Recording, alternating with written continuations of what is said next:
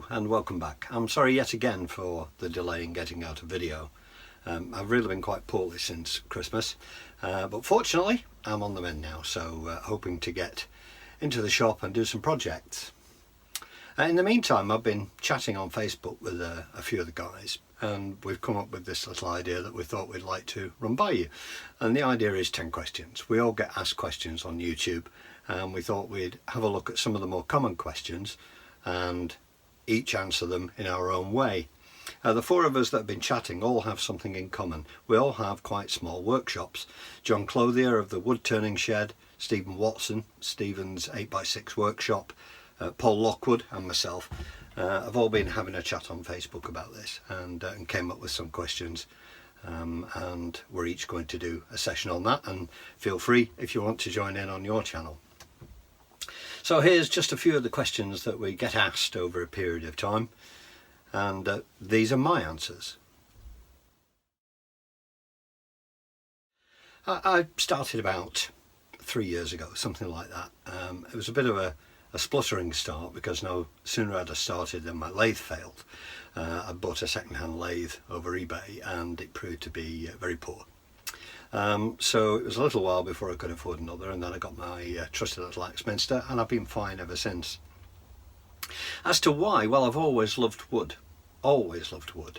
I was born in Manchester, and the vast majority of my school days were spent in Manchester, and in those days, in the late 60s and early 70s, Manchester was still very much an industrial town, and I had the choice of metalwork or woodwork after the first year, and I chose metalwork, and I seriously wish that I'd taken woodwork at that time, but you make the choices you do, and I've probably forgotten more than I ever knew about metalwork now, but I still absolutely love wood. So I decided that as I was not quite as young as I used to be, I needed to think about a hobby for eventually when I retired, something that I could do without straying from home. I could just potter and tinker in my shed and make things, create things out of wood and whatever else came my way. So that's basically what I've done, and I've certainly not regretted it, and I'm thoroughly enjoying it. I got started by buying the lathe off eBay, which sadly didn't work too well. I also got a set of Sorby tools and set up my shed in a very small way, and it's grown quite a bit since then, and I've managed to squeeze more and more into it over the time. As for teaching, I'm not a member of a club. I don't know any wood turners locally. So I learned everything I know off YouTube, off people like Mike Walt, Martin Sabin-Smith, Sam Angelo, people like that, just watching them, looking at the beginner's guides and trying to take it in and trying to do the same myself. I've grown from there. I'm by no means much more than a learner these days, but I'm still trying to achieve better pieces as and when I can get in my workshop. Without a shadow of a doubt, my carbide tools. I get all my carbide tools from Glen Teagle, and I absolutely adore them. I know there are people who prefer to use the traditional tools and feel that everybody should learn the traditional tools. I have no argument with that, but at the moment I'm absolutely loving the carbides, and I'm trying to do as much as I can with them.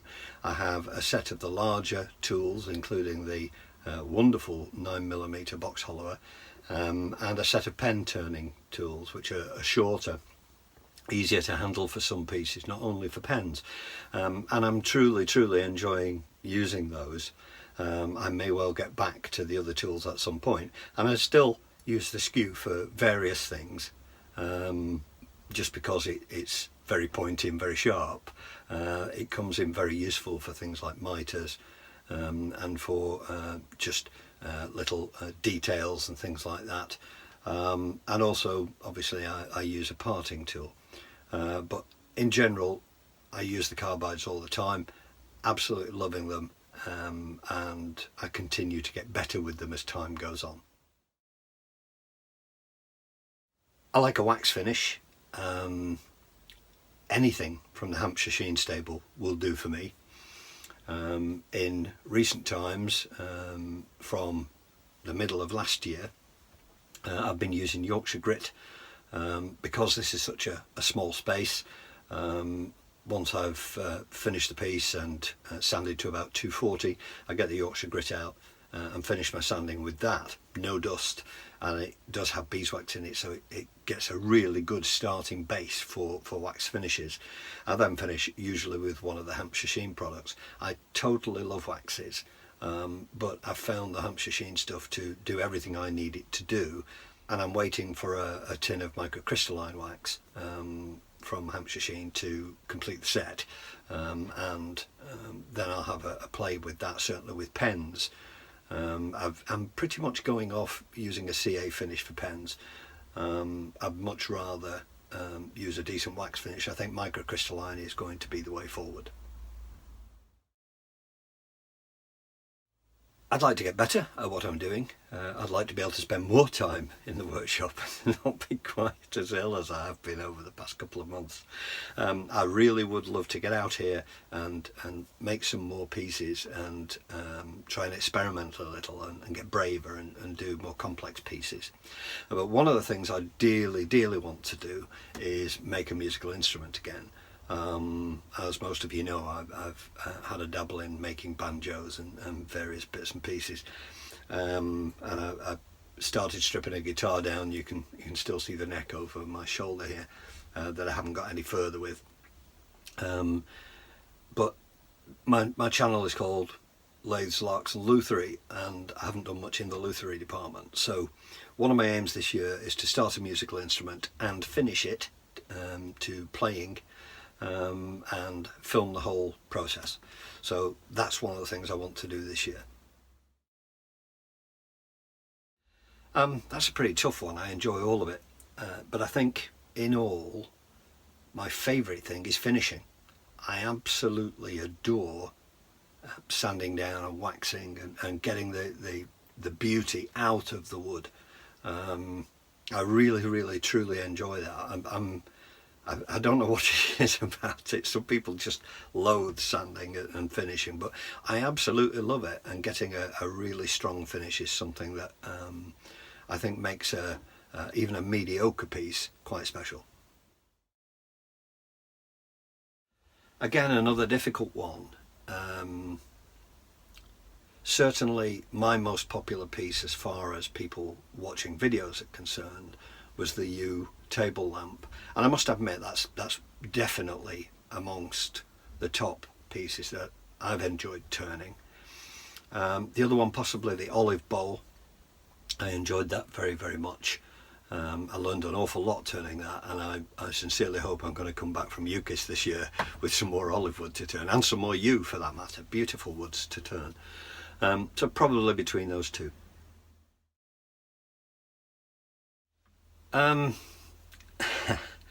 This is another one that that splits people up. Some people like brown and round, other people like to make things colourful.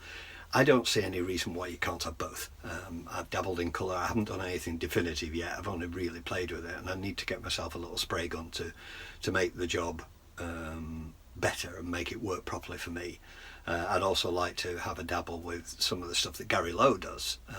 Makes absolutely beautiful pieces with his cosmic clouds effects and various things. So from my point of view, if the wood is absolutely glorious, I'll leave it alone. But if you've got a plain wood like sycamore or some of the plainer maples, that kind of thing, it's a really nice canvas to play with, and I don't see why you can't do that. I'd learnt all my turning from YouTube, and so I thought I would like to give something back. In my professional life, I've been a trainer and presenter. I'm quite comfortable in front of an audience or a camera, and I thought, why not? My earlier videos were poor, to say the least, but I've learned quite a lot along the way. I just used my iPhone to do the recording, and I've just got an iPhone 7 Plus, which has a much better camera, but also a wider lens, so I'm having to relearn how to take the videos, and I'm going to probably have to diffuse my overhead light here in the shed, just to take some of the shine off my head, but or wear a hat, something like that is going to happen, I think. But that's taken us a little bit away from the question. It was to give something back to the community, really, to express myself as a beginner with other people who were beginning and perhaps making the same mistakes as I was, so we can all learn from each other. Moving forward a few months after I started that, the YouTube thing becomes almost a hobby in its own way, because I actually enjoy the editing and the putting together of the videos, the making the titles, the putting it out there, and certainly seeing the comments that come back. I've learnt an awful lot from the comments, and hopefully I'll continue to do so. So I'll continue with the YouTube channel for as long as people are watching, and it's great also for me to look back, see my earlier pieces, see what I did wrong, and see how I'm improving as time goes on.